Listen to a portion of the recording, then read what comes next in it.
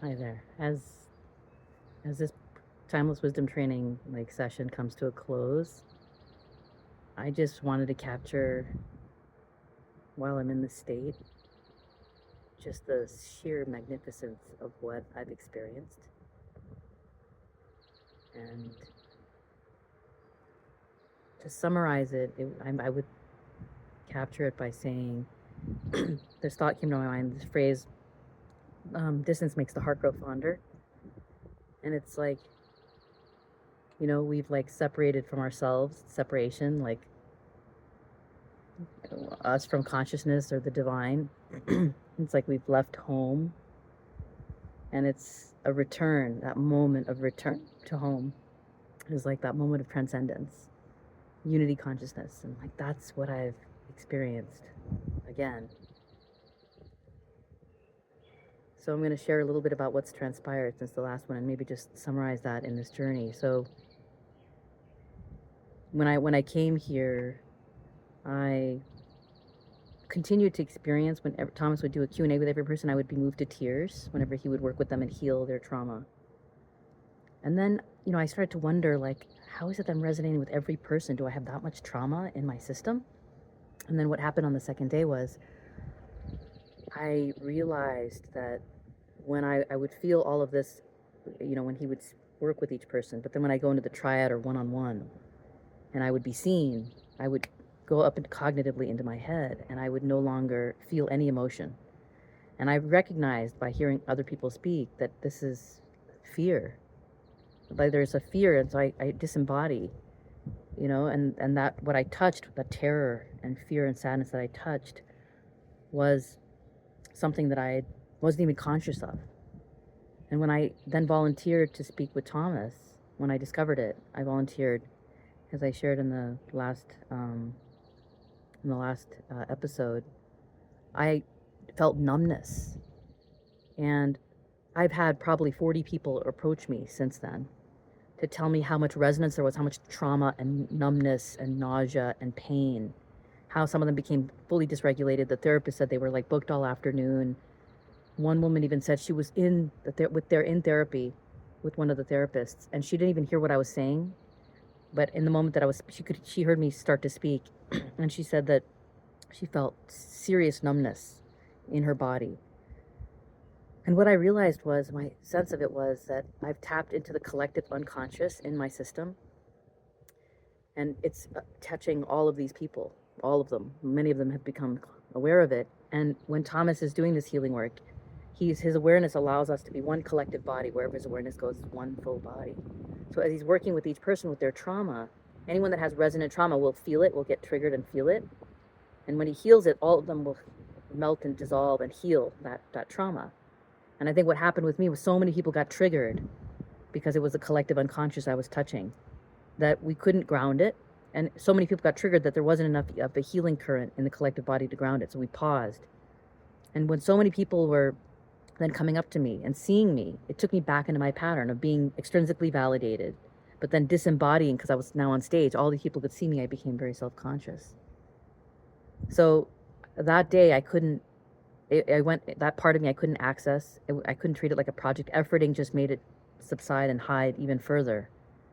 And when I got back to my room, I thought, let me work on like using IFS, like to try to get to this part of me. And I just felt resistance and rebellion. I didn't want to do it. So I went to sleep, and I got up in the middle of the night, and the thought that came from this part of me, this trauma that I touched, was like this little girl. It was like a little girl from a past trauma. It was like, I just want to feel good, and it was so touching to me. And so I listened to music, and I was like, I ate a little chocolate, and I was like, just kind of being with that part of me. And then I went back to sleep, and when I woke up the next morning, I was feeling like playful and like alive and awake, and I this kind of realization that I don't need to go after it. I don't need to chase it. When it's ready for me to touch it, and I'll honor what arises. And so then I got into this really playful mode where I was like feeling like maybe I could play with this. Like what would it be possible? Like what are ways I could start to experiment or play? And I shared last one, what I started discovering was, when I would write down the pain and suffering, my own, like a relationship with mom or dad, for example, I would cry. I would feel it as I was writing it. But then when I would go into the triad, I would go back with no emotion again, and I would feel nothing. I would disembody it, and I wouldn't feel anything. So then I was, sharing with my triad members, like, that I was trying to experiment with this. I closed my eyes. I was feeling into my body. I started to talk about the pain and suffering and didn't feel anything. Then I started to speak to the pain and suffering I knew my mom or dad were feeling because their upbringing and their trauma. So it was like having compassion for them and like opening the space a little bit for my pain and suffering. And then I would go to like, I know, and I would even share examples of how I know the love is there. It just gets distorted through the trauma, like, and the misunderstandings and distortions. And then, but I would say, but I still need it. I still want it. So I would bridge the pain and suffering with the eternal love that's there, and bridge it with my wanting, my desire, my longing, yearning for that, even if I knew I couldn't have it, or they couldn't give me what I needed and wanted. And that's what would allow me to like access it. And I would feel tears. And then what happened yesterday that was so powerful, when I woke up in the morning and I went to the meditation, I started feeling movement. And it was like I was being moved again. Really strong force that was like in my system, moving me, like very much in my hips, very much, but like my whole body. It was like energy was like moving, like, and it was going to the tightest spots in my body, often my low back and my neck. And it was moving, and then it was releasing in those spots. I was just kind of honoring it. And the whole morning, as Thomas spoke, I was feeling this movement and these like knots melting and like in my shoulders and my neck. So I kept honoring it. And then I went to one of the triads I went to yesterday. I told them I think it was the first triad of the day, I was going to honor this movement if it came up. So I shared it. This time it was about Father, and I shared, I tried the same kind of thing. I shared my pain and suffering, what I knew about my father's pain and suffering, the love that I know is there in ways I've seen it. And then the fact that I still wanted it, needed it. And then what I noticed, I felt a lump in my throat. And I felt it move down into my belly. And then my body was like pushed into like a C that like pivoted around my second chakra, my back. I curled forward like a C. And it was like pushing me, releasing knots in that second chakra, in the back of the second chakra. And then my body started doing this convulsion.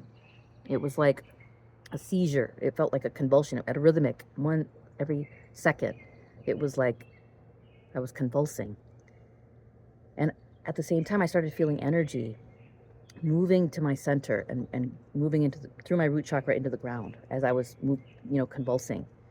And then I started feeling like my body started to move, like kind of that same kind of rotation around like the center, the Sushumna channel, like my hips and my body moving around it. And then it came to like, I felt at ease, and I came to this place of peace and rest. And then one of the women in the group shared that, she said, I had a vision as you were speaking. Do you mind if I share it with you? Or as you were working through that, can I share it with you? And I said, of course, yes. She said that I saw you as ungrounded, floating above the ground. And then I saw Ganesh, who is the elephant, the god that looks like an elephant. He's a remover of obstacles, like one of the major gods of the Hindu pantheon. She said, I saw him standing behind you, and he was like 20 feet tall, like to the ceiling of the building. And he was stomping. And as he was stomping, he was trying to ground you. As he was stomping, I was convulsing at the same rate. And she said that went on. As long as you were convulsing, he was like stomping, and the whole building was shaking. And she said it was fierce. And it was like scary to her to watch and to feel. And then she said, when I grounded, she then saw my Kundalini energy from the root chakra starting to rise from the root to the first. And she saw it starting to rise. And she said, you were even moving in like a manner like that. And I was blown away in awe of what I felt. And, at first I might have thought like, is this really believable? But she'd done another woman in the group where she said that she saw her as a blossoming tree, and she was sharing the vision that she saw. And then this woman opened her notebook and shared a picture she'd drawn 2 days earlier of her as a tree, which I didn't have. None of us had drawn it. So, it was like really stunning and beautiful to just receive like the validation and the vision, what was happening. And the most amazing thing that I shared with her was, a few weeks back, I had a reading done by an organization called Ascension that works with the Ascended Masters who are trying to like uplift, like raise humanity, like raise the frequency of humanity to ascension. And she said that the ascended master that's working with me is Ganesh. So the synchronicity of that was just stunning to me. And I was like in awe. And then what happened today in the triad when I came in, again, I was feeling movement and I was feeling this ease and peace, and we started the day, went into the triad. And this time I said, I just wanted to feel into like what was arising for me in this moment. And what came up was I started to realize that the pain, the beauty is in the pain. Like, because what I started finding was like the things that would really bring me to tears in my own experience or witnessing another's was like the tenderness of like the moment, like the sadness or the irony or the pain, like the tenderness of it was like so beautiful to me that it would move me to these tears. And what I started to sense and see then over the, like since, well, that was today, through today, I'll summarize, is essentially, I've always been looking for love, connection, belonging, home, out there somewhere. And everything here is an obstacle to that. My pain, my suffering, my resistance. I'm trying to chase something that's out here. And what I realized was when Thomas works with people and he's having them tune into the pain and then describe it and get really specific, like come close to it and like describe how it feels and how it tastes and touches, like all of these contexts and details of the pain. And then once they hit the sweet spot, and he's sending them like love, he's creating awareness. And the moment the person gets to that spot, the center, the heart of the pain, and feel that love, that's when they like, there's resonance. There's like, that's when you see things shift. They're moved to tears or like, they break down. And then you see joy, just like I experienced. Joy, and like you see them smile and light up and lighten. And so what I realized was it's like a resonance. It's like a sweet spot. And then it's like the homing beacon to get to this spot where there's this, and what I describe, it's almost like a merging, a transcendence moment. And what I realized, and as I was describing it, I said it, I was getting this feeling of like the beauty of the pain, how like the blossoming occurs when we like discover and realize and hold space for the pain. I was starting to see so much beauty in it. And what I started to visualize and see then was like, it's like a river. I'm like starting to flow and honor whatever arises. And it's like I had this image of like me floating and like in the river, just going with the flow of life, flow of consciousness. And then I saw all my guides on the banks of the river. And they were just all like showering me with love and like almost like cradling me like a baby, like holding me through like this journey that I'm on. And, I was feeling like, suddenly feeling so much here.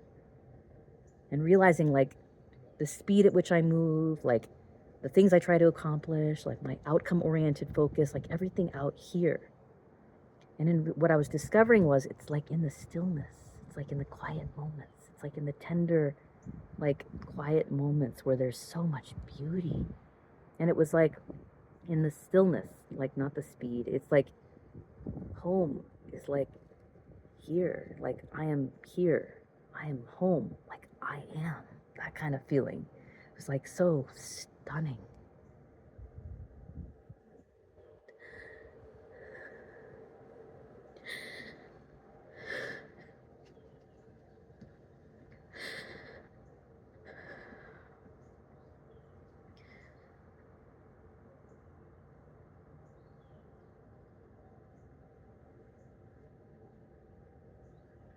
And it's like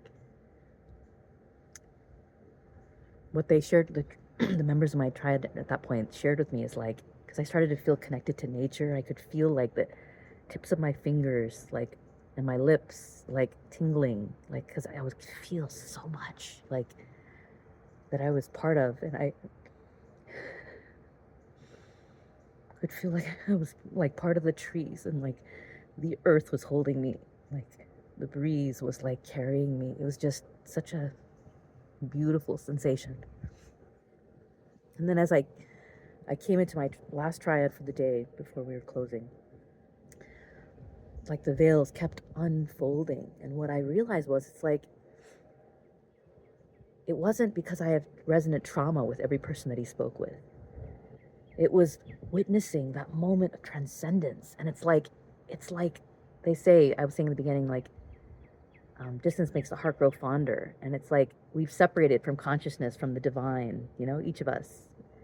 And it's like, just like our trauma is a fragment from the whole. And in that moment that we heal the trauma, that we like witness it and melt it, heal it, it becomes part of the whole again. It's like when in a moment of death, right? That's the most peaceful moment. We become one with divine, or even when we experience unity consciousness, it's that transcendence. And so what we're doing for each other. And so what I realize is the reason I move to tears every time someone speaks is not because I have resonant trauma. It's because I'm feeling like the moment of transcendence that we're doing for ourselves and for each other.